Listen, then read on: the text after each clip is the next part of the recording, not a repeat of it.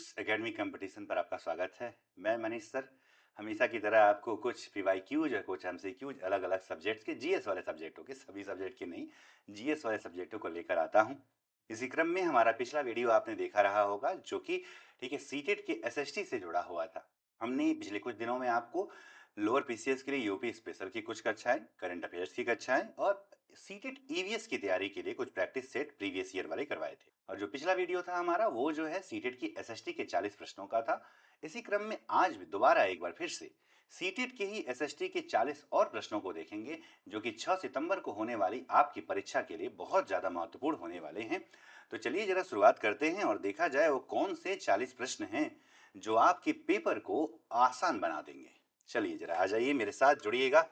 ठीक है, पहला प्रश्न ध्यान से पढ़ेंगे। सामाजिक विज्ञान के शिक्षण शास्त्री अब उच्च प्राथमिक स्तर पर पढ़ाते वक्त नागरिक शास्त्र शब्द का प्रयोग क्यों नहीं करते? यानी नागरिक शास्त्र शब्द का प्रयोग क्यों नहीं किया जाता है? तो कहता है कि नागरिक शास्त्र एक खास औपनिवेशिक अतीत से पनपा हुआ है और इसलिए इसे बदलने की जरूरत है। अरे भाई नहीं, ठीक है, इसने एक आलोचनात्मक दृष्टिकोण समाहित किया है। हम बच्चों को आलोचनात्मक दृष्टिकोण अभी समाहित करने का नहीं पढ़ा सकते हैं। ठीक है, ठीक है, इस वजह से जो है ठीक है, तो ये तो कारण आलोचनात्मक दृष्टिकोण होना चाहिए। यह केवल सहकारी संस्थाओं और कार्यक्रमों का विवरण देने पर ही केंद्रित था। इसने इस विषय के दायरे को संकुचित रखा था। ये ठीक लग रहा है, यानी कि ए, सी और डी वाला। ठीक है, आलोचनात्मक दृष्टिकोण से इसका नागरिक शास्त्र शब्द का कोई लेना देना नहीं है, वो तो होने ही चाहिए, है कि नहीं? तो ए, सी और डी के कारण अब इसका प्रयोग नहीं किया जाता है किस शब्द का? तो नागरिक शास्त्र शब्द का। आ जाइए अगला प्रश्न। मस्जिद के विषय पर ठीक है ऐतिहासिक कल्पना जागृत करने के लिए सबसे प्रभावी वृत्त, कई भाई मस्जिद है तो क्या, तो अगर जो है उसके ऊपर कोई कहानी सुना दे या किसी मस्जिद की यात्रा, आपको क्या लगता है? तो सर सिंपल सी है कि मस्जिद के बारे में अगर कोई ऐतिहासिक कल्पना जागृत करना तो सबसे अच्छा यही रहेगा कि बच्चों को ले जाएं और क्या दिखाएं, मस्जिद की यात्रा करवाया जाए। ठीक है, अगला प्रश्न। मानचित्र, सिक्के एवं समय रेखा किसके शिक्षण के लिए सबसे उपयुक्त है? तो आपको खुद भी लग रहा होगा ये तो सर पुरातात्विक ठीक है, तो ये जो है पुरातात्विक साक्ष्यों में आते हैं और पुरातत्व का साक्ष्य हमको किसका अध्ययन करवाता है? तो इतिहास का। किसका अध्ययन करवाता है? इतिहास को पढ़ने में क्या होते हैं? सहायता देते हैं। अगला प्रश्न देखते हैं। कह रहा है कि निम्नलिखित में से कौन सा प्राथमिक स्रोत का प्रतीक नहीं है? कौन जो है प्राथमिक स्रोत का प्रतीक नहीं है? ठीक है, मौसम की दैनिक जानकारियों का संग्रह प्राथमिक स्रोत, पहले जानकारी मिलती है फिर आपके पास आती है, तो ये तो नहीं है। भारत के आर्थिक सर्वेक्षण की समीक्षा, ये भी नहीं है। जन्म और मृत्यु का पंजीकरण, ये प्राथमिक स्रोत हो जाएगा। हड़प्पा के नृत्य करती हुई लड़की के प्रतिरूप, ये भी हो जाएगा। तो सी और डी क्या हो जाएगा? ठीक है, सी और डी हो जाएगा। कोई ऑप्शन मैच नहीं कर रहा है, जब फिर से ठीक है, पूछा है कौन सा नहीं है तो ए और बी नहीं है। हाँ ठीक है, सी और डी है और कौन सा नहीं है? तो ए और बी, या नहीं पूछा था ना, हमने ध्यान नहीं दिया, नहीं पूछा था तो क्या हो जाएगा? ए और बी नहीं है। अगला प्रश्न 5 नंबर क्या कह रहा है? सामाजिक विज्ञान के शिक्षण में समुदाय एक महत्वपूर्ण संसाधन है। किसकी बात कर रहा है? समुदाय जो है एक महत्वपूर्ण संसाधन है। ठीक है, क्योंकि यह सस्ता और सुलभ है। अरे नहीं बाबू, ये बड़े लोग बुद्धिमान होते हैं नहीं। समुदाय के ज्ञान को बिना आलोचना के स्वीकार्य भी नहीं। यह वास्तविक परिस्थितियों से सीखने का अवसर प्रदान करता है। ये काफी ठीक लग रहा है। अगला प्रश्न। हिंदुस्तान शब्द का प्रयोग मिनहाज ए सिराज ने किया था, जिसने उत्तर भारत के भागों का समावेश किया था, किंतु उत्तर पूर्व भारत का समावेश इसमें नहीं था। बात बिल्कुल ठीक है कि मिनहाज ए सिराज ने अपने ग्रंथों में हिंदुस्तान का प्रयोग तो किया था परंतु इसमें नॉर्थ ईस्ट को शामिल नहीं किया था। तो ये वाला तो ठीक है। ठीक, किसी भी शब्द का प्रयोग करने में इतिहास के शिक्षण शास्त्रियों को बहुत सावधान रहना चाहिए क्योंकि अतीत में उन शब्दों के कुछ अलग ही अर्थ थे। बिल्कुल, दोनों ही कथन अपनी जगह पर सही हैं। ठीक है, दोनों ही अपनी जगह पर सही है, तो इसकी सही क्या करता है? व्याख्या करता है। 7 नंबर। कथन है, बच्चों को सामाजिक एवं राजनीतिक जीवन काल्पनिक वृत्तांतों अथवा केस स्टडी अथवा या अध्ययनों से आधार पर पढ़ाया जाए, उन अध्ययनों के आधार पर पढ़ाया जाए जो बच्चों के अपने अनुभव से जुड़े हों। बच्चों के अपने अनुभव से जुड़ जब बच्चों के अपने अनुभवों से जुड़ा रहेगा तब बच्चा उसे बहुत बेहतर तरीके से समझ सकता है। ठीक है, यानी कि कह रहा है बच्चे मूर्त अनुभवों के माध्यम से सीखते हैं। तो ए और बी दोनों सही है, तो इसकी सही व्याख्या भी करता है। अगला प्रश्न। कथन दिया है इतिहास मिथ्या है। कथन क्या दे रहा है? इतिहास मिथ्या है। ठीक है, तो इतिहास मिथ्या तो नहीं है बाबू, इतिहास सत्य है कि नहीं? तो पहला गलत। इतिहास स्रोतों की व्याख्या पर आधारित है, ये ठीक है। ए गलत है किंतु बी सही है, हो जाएगा। आ जाइए 9 नंबर क्या कह रहा है। सामाजिक विज्ञान के पाठ्यक्रम के दायरे की विस्तृत होने की संभावना बनी रहती है। कथन में दिया है कि सामाजिक विज्ञान का जो पाठ्यक्रम है उसमें हमेशा ये संभावना रहती है कि वो विस्तृत हो सकता है। एक बच्चे बाहरी दुनिया के तमाम अनुभवों को कक्षा में लेकर आते हैं और सिलेबस आपका बढ़ता जाएगा। दोनों ही सत्य है और सही व्याख्या भी करता है। अगला प्रश्न, किसी कक्षा में यदि शिक्षक या शिक्षिका किसी क्षेत्र के लोगों को किसी एक निश्चित छवि से बांध देता है, तब वह किसको बढ़ावा दे रहा है? तो एक रूढ़िबद्ध धारणा से बांध दे रहा है कि बच्चे कामचोर होते हैं, महिलाएं खाना बनाती हैं। ये एक रूढ़िबद्ध धारणा को क्या करता है? बढ़ावा देता है। सामाजिक विज्ञान में शैक्षणिक प्रक्रियाएं एक ऐसी ज्ञान मीमांसा पर जोर देती हैं जहां पाठ्य पुस्तक पाठ्य पुस्तक अब दिया है, ऑप्शन देख लिया जरा, मुद्दों को समझने का एक विशेष मार्ग होता है, तो ठीक है। एक बंद बक्से की तरह, नहीं नहीं नहीं बाबू, ये तो ठीक नहीं है। अतीत की मुख्य धारा का लेखा जोखा होती है, एक परिवर्तनात्मक दस्तावेज के रूप में बनती है, यानी ए और डी वाला ऑप्शन सेकंड हो जाएगा। अगला प्रश्न, स्रोत थीम पर चर्चा करते समय एक सामाजिक विज्ञान का शिक्षक अधिगमकर्ताओं की सहभागिता को कैसे बढ़ा सकता है? कैसे बढ़ा सकता है, जरा देखा जाए। अधिगमकर्ताओं के जीवन से जुड़ाव से बचना, नहीं ये ठीक नहीं है। स्रोतों पर और अधिक पढ़ने के लिए प्रेरित करना, ये तो ठीक लग रहा है। स्रोतों पर अधिक पढ़ने के लिए प्रेरित करना, ये सही है। अपने स्वयं की व्याख्या बनाने को हतोत्साहित करना, गलत। प्रश्न पूछना और सूचना के कोष में अभिवृद्धि, बी और डी वाला हो जाएगा। कौन सा ऑप्शन? थर्ड वाला हो जाए। 13 नंबर जरा देखिएगा। कक्षा में न ध्यान देने वाले विद्यार्थियों के प्रति सामाजिक विज्ञान के शिक्षक किस तरह का व्यवहार करेंगे? यानी कुछ छात्र ऐसे होंगे जो कक्षा में ध्यान नहीं देते हैं, तो उनके प्रति कैसा व्यवहार किया जाए, इसी की बात कर रहा है। तो प्रश्न देखिए, कथन क्या दिया हुआ है, ऑप्शंस। उन्हें और अधिक तिथि और तथ्यों को याद करने के लिए कहेंगे, गलत। उनसे बातचीत करेंगे और उनकी अरुचि कार जानने का प्रयास है, ठीक लग रहा है। उन्हें चर्चा में आए विषयों के इर्द गिर्द अपने अनुभवों को साझा, बच्चा जब उससे पूछा जाएगा, बाबू तुम ये बताओ, ये जो शब्द आया है इसमें, ठीक है, इसके बारे में तुम क्या जानते, तुम्हारे घर में ऐसा क्या हो रहा है, तुम्हारे आसपास कैसा हो रहा है, तो ये भी सही है।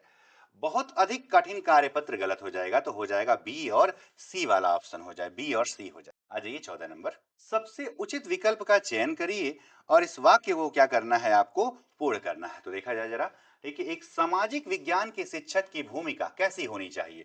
उच्च संज्ञानात्मक क्षमताओं वाले प्रश्नों के निर्माण करने के सभी शिक्षार्थी, गलत है। शिक्षार्थियों को सीखने के विभिन्न अनुभवों को प्रचुरता में प्रदान करना, यही ज्यादातर लग रहा है कि ठीक होना चाहिए, बिल्कुल सही जवाब है। ठीक है, सीखने का विभिन्न अनुभवों को विशेष महत्व दिया जाए। 15 नंबर, सामाजिक विज्ञान शिक्षण शास्त्र की समसामयिक समझ अध्यापकों को निम्नलिखित सभी को करने को प्रोत्साहित करती है, केवल क्या नहीं करने कहती है? ठीक है, स्रोतों की मदद से अनुमान लगाने वाले सत्यापन करने के अवसर, सही है, करना चाहिए। शिक्षार्थियों में सुव्यवस्थित तर्क करने के कौशल को विकसित करना, ये भी ठीक है। इतिहास को एक प्रक्रिया के रूप में प्रस्तुत करना, ये भी। क्या नहीं कि एक जैसा स्थिति मत बनाए रखिए, परिवर्तन होना जरूरी है, इसको नहीं करना। अगला प्रश्न 16 नंबर, एक सामाजिक विज्ञान के शिक्षक को उच्च प्राथमिक कक्षाओं में विवादास्पद मुद्दों को पढ़ाने से बचना चाहिए। ठीक है, ये बताइए, विवादास्पद मुद्दा रहे तो पढ़ाया ही ना जाए क्या? ये तो गलत हो गया, बचना नहीं चाहिए, पढ़ाना चाहिए, सब कुछ पढ़ाना है। ठीक है, तो ये गलत हो गया। विवाद उत्पन्न होते हैं क्योंकि इतिहास में स्रोत अपने आप बोलते नहीं है, बिल्कुल सही है। ठीक है, तो ए गलत है और बी सही है। ए गलत है लेकिन बी क्या है, सही। ए गलत है तभी क्या है, सही है। अगला प्रश्न, समय और स्थान की समझ को विकसित कर, अरे ये तो आसान है, देशांतर का प्रयोग यानी ग्लोब और मानचित्र का प्रयोग। अगला, आप भोपाल में सामाजिक विज्ञान के शिक्षक हैं। पूर्व इतिहास काल के लोगों से विद्यार्थियों को परिचित कराने के लिए सर्वोत्तम शिक्षण शास्त्रीय विधि कौन सी होगी? क्या करवाया जाए? कहीं घुमाव दिया जाए? तब भोपाल में है तो पास ही में मध्य प्रदेश में पड़ता है भीमबेटका, वहां ले चलते हैं, चलिए भीमबेटका का भ्रमण करवा दिया जाए। देखिए, पूर्व इतिहास काल के लोगों के बारे में इससे अच्छा उदाहरण कोई दिखेगा ही नहीं। अगला, भारत के विभाजन को समझने के लिए कौन सी शैक्षणिक सामग्री आवश्यकता है? विभाजन को समझना है तो किसकी जरूरत पड़ सकती है? आ, पंजाब से आए काले, पंजाब में पाए गए काले व लाल रंग के मृदभांड, ये नहीं ठीक है। कथानक, ये तो ठीक लग रहा है, आहत सिक्के नहीं है। कथानक और छवि, क्योंकि विभाजन के समय की बात हो रही है ना, कोई प्रागैतिहासिक काल की बात थोड़ी ना कि सिक्कों को पढ़ा जाए, मृदभांडों को पढ़ा जाए। बी और सी हो जाएगा। अगला प्रश्न, एक सामाजिक विज्ञान शिक्षक का निम्नलिखित में से कौन सा लक्ष्य, एक सामाजिक विज्ञान का जो शिक्षक है उसका क्या लक्ष्य होना चाहिए? क्या लक्ष्य होना चाहिए? तिथियों को सट हम हमारे अतीत पर दृष्टिकोण का निर्माण करना, ये ठीक लग रहा है। ठीक है, तिथियों को सटीक रूप कंठस्थ, गलत। अतीत को गौरवशाली बनाना, नहीं, ठीक है। ठीक है, समुदायों के बीच केवल विरोधी द्वंद्वों को, गलत, केवल एक हो जाएगा। ज्येष्ठाधिकार का क्या अर्थ है, किसकी बात कर रहा है, ज्येष्ठाधिकार। ज्येष्ठाधिकार का क्या अर्थ है, ठीक है। ज्येष्ठाधिकार सामान्यतः हमारे यहाँ ऐसी परंपरा रही है कि साम्राज्य पर, राज्य पर उसी का अधिकार, तो सबसे बड़ा बेटा, तो दशरथ के राज्य पर, राजा दशरथ के राज्य पर राम का अधिकार, इसीलिए राम के लिए माना गया, वनवास मांगे गया। ज्येष्ठ पुत्र अपने पिता के राज्य का उत्तराधिकारी होता है, तो एक वाला ऑप्शन हो जाए। अगला प्रश्न, ईस्ट इंडिया कंपनी द्वारा कब्जे में लिए गए प्रांतों का निम्नलिखित में से कौन सा क्रम सही है, किसकी बात कर रहा है, ईस्ट इंडिया कंपनी ने जिन प्रांतों को कब्जा में लिया था उनमें ये पूछ रहा है, ठीक है, क्रम से लगाना है कि कौन से प्रांतों को पहले लिया गया। तो विंध्य का दक्षिण, दक्षिण भारत यानी बिल्कुल ठीक है। फिर अफगानिस्तान पश्चिमोत्तर वाला ठीक है, सिंध और पंजाब यानी फोर्थ वाला ऑप्शन। अगला प्रश्न, सुमेल करना है, एक तरफ स्तंभ ए दिया है, स्तंभ बी दिया हुआ है, ठीक है। सैनिक वेतनाधिकारी, धार्मिक प्रक्रम के सेना नायक, नगर पुलिसकर्मी, इधर कोतवाल, फौजदार, बख्शी, सदर दिया हुआ है, ठीक है। हमें क्या करना है, इसमें मिलान करना है। तो सैनिक वेतनाधिकारी कौन होते थे, तो बख्शी होते। सैनिक वेतनाधिकारी कौन होंगे, तो बख्शी। सैनिक वेतनाधिकारी कौन होंगे, तो बख्शी होंगे, ठीक है। सैनिक वेतनाधिकारी कौन हो जाएंगे, बख्शी हो जाएंगे। सैनिक वेतनाधिकारी में किसको मिला दिया जाए। तो अगला प्रश्न देखते हैं क्या है, क्या कह रहा है। अगला प्रश्न की अगर बात कर लिया जाए, ठीक है, अगला प्रश्न का संबंध गहरा, उपयुक्त विकल्प का चयन करिए और सुमेल करना है। सैनिक वेतनाधिकारी को मिला देता हूं किससे, बख्शी से मिला देता हूं। धार्मिक प्रक्रम का प्रशासक को सदर से मिला देता हूं, ठीक है। इसके बाद सेना नायक को मिला दिया जाए किससे, सर, फौजदार से मिला दिया जाए। नगर पुलिसकर्मी तो कोतवाल होता है। कौन सा ऑप्शन सर, सेकंड वाला ऑप्शन मैच कर गया। आ जाइए बाबू अगले प्रश्न पर। क्या कह रहा है, 24 नंबर, ध्यान से देखिएगा। 24 नंबर, दो कथनों को पढ़िए और उपयुक्त विकल्प का चयन करिए। पित्रा दुरा संगमरमर बलुआ पत्थर पर रंगीन पत्थरों को दबाकर बनाया गया और पित्रा शैली में बना हुआ पहला भवन यतामुद्दौला का मकबरा नूरजहां ने बनवाया था अपने पिता मिर्जा गयास बेग की याद में। खैर, पहला कथन सही है, ठीक है। कथन बी, शाहजहां ने इनका प्रयोग लाल किले में राजकीय न्याय और शाही दरबार के अंतः संबंध पर बल देने के लिए किया, ताकि अलग अलग डिजाइन बनाए जाएं और उन्हें भवनों पर दिखाया जाए। तो ए और बी दोनों ही सही है। आ जाइए 25 नंबर, क्या कह रहा है 25 नंबर। तो 25 नंबर को जरा देखा जाए, निम्नलिखित पंक्तियों के आधार पर सही विकल्प का क्या करना है, हमको चयन करना है। क्या कह रहा है, जरा देखते हैं जरा। शिक्षा मौखिक थी और गुरु शिष्यों की आवश्यकताओं के अनुसार निर्धारित करते क्या पढ़ाना है। छात्रों को अलग अलग कक्षाओं में नहीं बांटा जाता था। गुरु छात्रों के अधिगम के स्तर के अनुसार छात्रों के समूह से शैक्षिक आदान प्रदान, जैसे कि आपने गुरुकुल वगैरह में देखा था, ठीक है। कह रहा है कि अब इसमें जो शिक्षा का आदान प्रदान अव्यवस्थित, नहीं बाबू, अव्यवस्थित तो नहीं है, इतना भी बुरा मत मान लो। प्रणाली लचीली है, ये ठीक है। स्थानीय जरूरतों के अनुकूल है, ये भी ठीक है। छात्रों को अपने विचार प्रकट करने की अनुमति मिलता था। बी और सी वाला सही जवाब हो जाएगा, ठीक है, सेकंड वाला।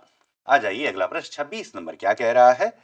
मोहम्मद तुगलक की उच्च प्रशासनिक पदों पर एक वाइन डिस्टिलर, एक नाई और एक रसोइया नियुक्त करने के लिए आलोचना किया गया था।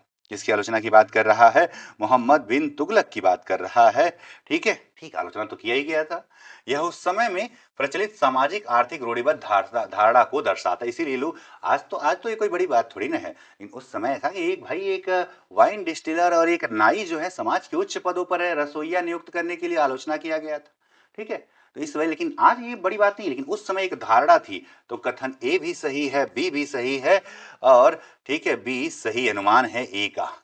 अगला प्रश्न कह रहा, पद वेतन और सैन्य उत्तरदायित्व निर्धारित, पद वेतन एवं सैन्य उत्तरदायित्व निर्धारित करें मुगलों द्वारा। मुगल क्या लेकर आया था सर, मनसबदारी, मनसब, जिसमें जात और सवार मिलेंगे। अगला प्रश्न, निम्नलिखित वक्तव्यों ए और बी पर विचार कर सही विकल्प का आपको चयन करना है। ब्रिटिश शासनकाल के दौरान भारतीय गांवों की ज्यादातर भट्टियां अनुपयोगी हो गई थी, क्योंकि इतना शोषण कर दिया था अंग्रेजों ने, तो हमारी भट्टियां तो किसी काम की है ही थी। अरे शराब भट्टी की बात नहीं हो रही है, फर्नेस की बात हो रही है, जहां पर कुछ उपकरण वगैरह बनाए जाते थे। इसका एक कारण औपनिवेशिक सरकार द्वारा वनों पर नया नियम लागू करना था, ठीक है। दोनों ही सही है और सही व्याख्या भी कर रहा है। अंग्रेज चाहता ही नहीं था कि भारत वाले आगे बढ़ पाए। अगला प्रश्न है क्या, महात्मा गांधी ने शिक्षा में शिल्प अधिगम पर जोर दिया। महात्मा गांधी ने शिक्षा पर शिल्प अधिगम पर जोर दिया, ताकि ये बच्चों को पूरी तरह से स्वतंत्र बनाएगा, ये नहीं ठीक है। इससे बच्चे आजीविका कमाने और माता पिता का समर्थन, अरे आजीविका नहीं, यह मस्तिष्क और समझने की क्षमता को विकसित करेगा, ये ठीक है। गरिमा और आत्मसम्मान को वृद्धि देगा, बिल्कुल सही। सी और डी अपनी जगह बिल्कुल सही है। फोर्थ वाला ऑप्शन। आ जाइए अगला प्रश्न। गुलामगिरी किसकी पुस्तक है? तो सर ज्योतिबा फुले जी की पुस्तक है, सत्यशोधक समाज वाले। ठीक है, कौन से समाज वाले? तो सत्यशोधक समाज वाले ज्योतिबा फुले जी। अगला प्रश्न। पेरियार का एक गैर ब्राह्मण आंदोलन विचारधारा पर आधारित था। पेरियार का आंदोलन जो है वो, ठीक है, गैर ब्राह्मण आंदोलन विचारधारा पर आधारित था। क्यों ऐसा? सर्वप्रथम व्यक्ति को स्वयं का सम्मान, ताकि दूसरे भी हमें सम्मान दे, स्वयं को धार्मिकता से मुक्त करने, ठीक लग रहा है, क्योंकि सभी असमानताओं को ईश्वर की ही देन के रूप में प्रोत्साहित किया गया था, इसीलिए वो गैर ब्राह्मण आंदोलनों को बढ़ावा दे रहे थे। अगला प्रश्न। 1906 में सोंग्राम संगमा की बगावत हुई। किसकी बात कर रहा है? सोंग्राम संगमा की बगावत हुई थी। क्यों? तो इस नाम से पता चल रहा है कौन सा क्षेत्र होगा, पूर्वोत्तर वाला। तो असम के जनजाति समूहों ने औपनिवेशिक वन कानूनों का विरोध किया था। सोंगाराम संगमा, ये सोंगाराम लिखा रहता है, सोंगाराम संगमा की बगावत हुई थी। किसके लिए? ताकि जनजाति समूह ने औपनिवेशिक वन कानूनों का विरोध किया। अगला प्रश्न है, औपनिवेशिक भारत में इस्पात तथा लौह धातु शोधन में गिरावट पर चर्चा के लिए आप निम्न में से किसको कारण बताएंगे? ठीक है, बिल्कुल कमी तो हो गई थी। लोहा और इस्पात इंग्लैंड से आयात किया जाता था। ठीक है, नए वन कानून ने लोगों पर आरक्षित वनों में जाकर लकड़ी इकट्ठा करने पाबंदी, तो फर्नेस रहेगा नहीं, तो लोहा, ठीक है, यानी अयस्क से लोहा बना नहीं पाएंगे, तो ए और बी दोनों ही कथन है। अगला प्रश्न 34 नंबर क्या कह रहा है? संविधान की समवर्ती सूची उपलब्ध कराई गई थी। संविधान की समवर्ती सूची उपलब्ध कराई गई ताकि केंद्र और राज्य दोनों की संयुक्त जिम्मेदारियों को निर्धारित किया जा सके। देखते हैं जरा, केंद्र तथा राज्यों के बीच संयुक्त जिम्मेदारी सुनिश्चित करने के लिए, यानी थर्ड वाला ऑप्शन। अगला, मिलान करना है, महाद्वीपों को उनकी विशेषताओं के साथ मिलान करना है। अफ्रीका में विश्व की सबसे लंबी नदी है, बिल्कुल सही है। कौन सी नदी है सर? नील नदी है। अंटार्कटिका एक द्वीपीय विश्व, ठीक है, विश्व की सबसे बड़ी नदी जो है दक्षिण अमेरिका में है। कौन सी नदी है सर? अमेजन नदी है, अमेजन नदी है। ठीक है, अंटार्कटिका पर कोई मानव नहीं रहते हैं, ऑस्ट्रेलिया द्वीप के रूप में दिखाई देता है, यही मिला दिया जाए। चलिए अगला प्रश्न देखते हैं। ठीक, भारत में किन तिथियों पर विषुव होता है? तो एक शरद विषुव और एक कौन सा होता है? शरद विषुव जो आने वाला है, ठीक है, और एक होता है वसंत विषुव जो कि मार्च के महीने में होता है। शरद विषुव हो जाएगा 23 सितंबर को, ठीक है, और वसंत विषुव हो जाएगा 21 मार्च को। कोई ऑप्शन दिख रहा है आपको? दिख ही रहा होगा सर, 21 मार्च और 23 सितंबर। अगला प्रश्न, ग्लोब पर सबसे लंबी अक्षांश रेखा, ये ग्लोब है, ठीक है, तो जो सबसे बीच में भी होगी यानी 0 डिग्री, यानी कौन सी रेखा? विषुवत रेखा। अगला प्रश्न, यदि भारत में शाम के 6:30 बजे हैं तो लंदन में क्या समय होगा?